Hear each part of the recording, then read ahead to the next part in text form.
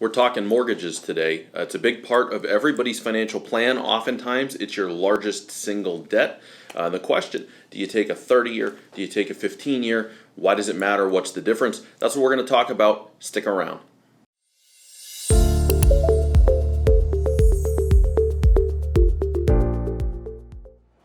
Hi, I'm Antonio Cibella with Vision Wealth Management. Thanks for being here. We're not talking investing today. Today we're talking debt. We're talking the other side of the balance sheet, specifically mortgages. Do you do a 30-year fixed? Do you do a 15-year fixed? And we're going to go through lots of numbers. So math heavy today, but we're going to work it all out. Here we go. So let's say that you take out a $200,000 mortgage when you buy a house. Just plain vanilla, you had money down, not a super extravagant house, $200,000 mortgage. Should you take the 30-year? Should you take the 15-year?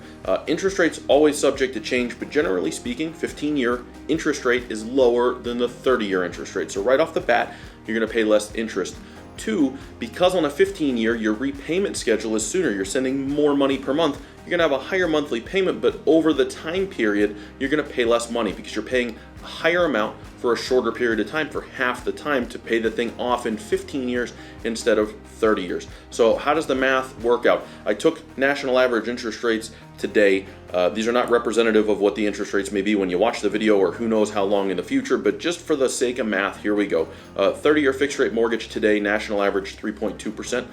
15-year fixed rate, national average 2.6%. So there you can see 3.2, 2.6, higher interest rate on the 30-year. If you make a payment for 30 years on a $200,000 mortgage at 3.2%, you're paying $864 per month, roughly, for principal and interest. You still have taxes, insurance, that sort of thing.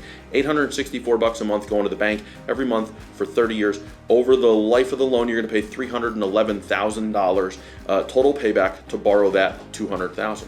If you did a 15-year, 2.6% interest, higher monthly payment, $1,400 a month is going out, but over the life of it, you're going to end up sending a lot less money to the bank. You're going to send $241,000 instead of $311,000 over the time period. So a couple things have happened. You've paid $70,000 less in interest, even though you had a higher monthly payment.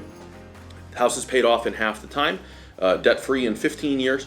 Phenomenal. You can always pay extra on either of these and pay them off faster. So what do you do now? Let's say that you were able to afford the $1,400 a month. You said, we want to knock this thing out. We're taking the 15-year. We saved ourselves $70,000 in interest. Now, instead of having a house payment for the next 15 years, we're going to take that $1,400.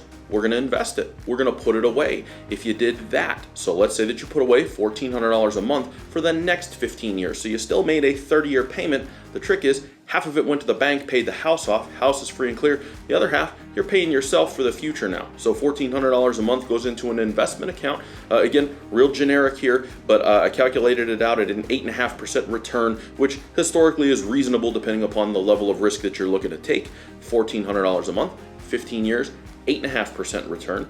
At the end of the 15 years of paying yourself, you've got a little over $500,000. So now what's happened? Well, you paid a little bit more on the mortgage by taking the 15-year, but you got the house paid off in half the time. Then you continued paying yourself the same money that you were paying to the bank. And not only did you pay the bank less interest, but now 30 years down the line, you've got another asset to supplement the rest of your portfolio. Great strategy. The key to it is not to overextend when you're buying the house so that you can get the 15-year in the first place.